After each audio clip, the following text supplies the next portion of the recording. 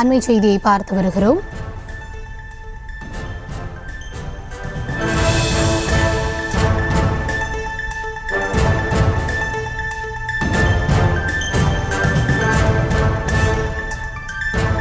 EPS கேட்ட எந்த கேள்விக்கும் அமைச்சர் டிஆர்பி ராஜா நேரடியாக பதிலளிக்கவில்லை என அதிமுக தரப்பிலிருந்து குற்றச்சாட்டானது முன்வைக்கப்பட்டிருக்கிறது. அது குறித்த அண்மை செய்தியை பார்த்து வருகிறோம். இபிஎஸ் கேட்ட கேள்விக்கு அமைச்சர் டிஆர்பி ராஜா நேரடியாக பதிலளிக்கவில்லை என தொழில்துறை அமைச்சர் டிஆர்பி ராஜாவுக்கு அதிமுக முன்னாள் அமைச்சர் MC சம்பத் கண்டனத்தை பதிவு செய்திருக்கிறார். இது குறித்த விவரங்களோடு இணைகிறார் எம்முடைய செய்தியாளர் ராஜேஷ். விரிவான விவரம் என்ன? வணக்கம். அதிமுக முன்னாள் அமைச்சர் MC சம்பத் பதில் அறிக்கை ஒன்றை கொடுத்திருக்கின்றார்.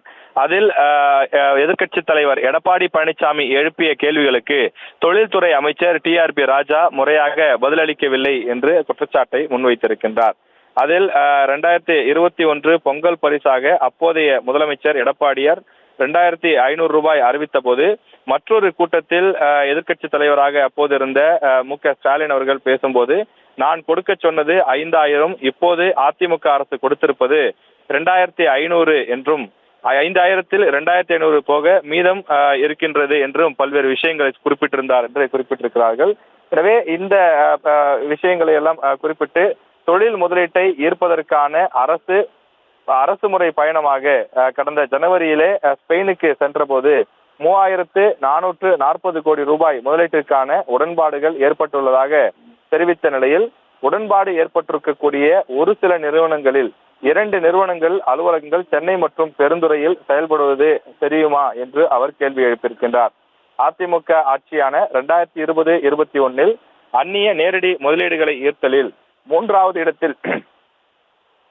இடத்தில் இருந்த தமிழகத்தை 2022-23 27.70% அந்நிய முதலீட்டை, அதாவது குறைவாக ஈர்த்து 8வது இடத்திற்கு பின்னுக்கு தள்ளியதுதான் திமுகவினுடைய சாதனையா என அவர் கேள்வி எழுப்பியிருக்கின்றார்.